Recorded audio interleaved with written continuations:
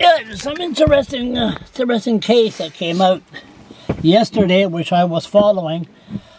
James Oickle, or whatever you want to be called, the guy that has been screaming at people, came after me a few times. I always said, listen, James, you know the rules. Take a swing at me and we'll go to the next step. And he's been in jail since July. And some people say I'm a pain in the ass. I mean, it's to threaten people and go after people. I don't do that, but some people say it's his right to do so. But he's in jail waiting for a case of assault, supposedly, and assaulting with a needle. Now, there was another charge of mischief.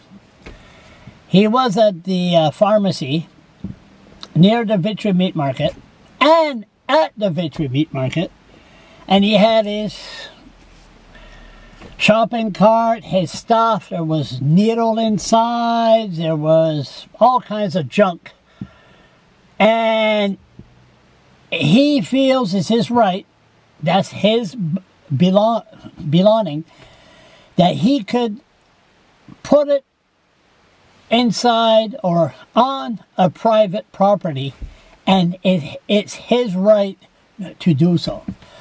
So the pharmacist, King Street Pharmacy, took offense to this, so he called the police.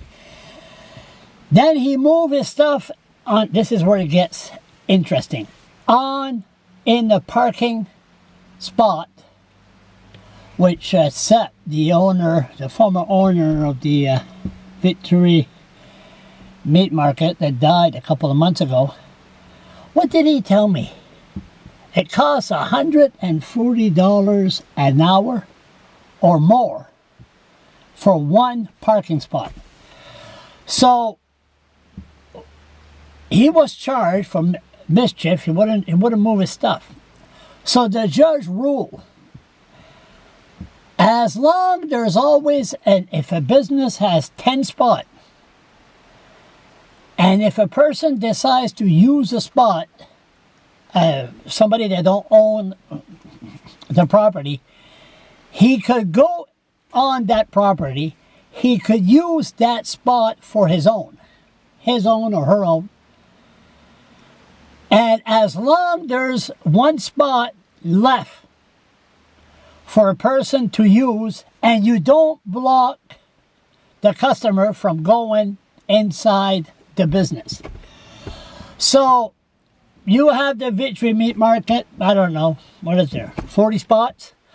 Someone can go and is allowed to use that parking lot, one spot, and there's nothing that can be done until all the spots are full.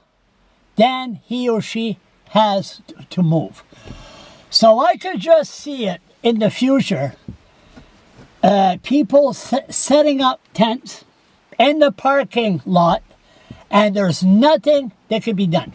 Absolutely nothing. Well, I'm not sure about tents, but they could put all their stuff in one lot, as long that there's one space free so the person could park and go in the business without interfering with the customer. You are allowed. So get ready. There's going to be a lot of occupied spots, and James represented himself and he won, but he's remanded in custody till December, and he'll be there till maybe the end of next summer. But really, is this going to, I believe this will be appealed. I think so, but what do I know?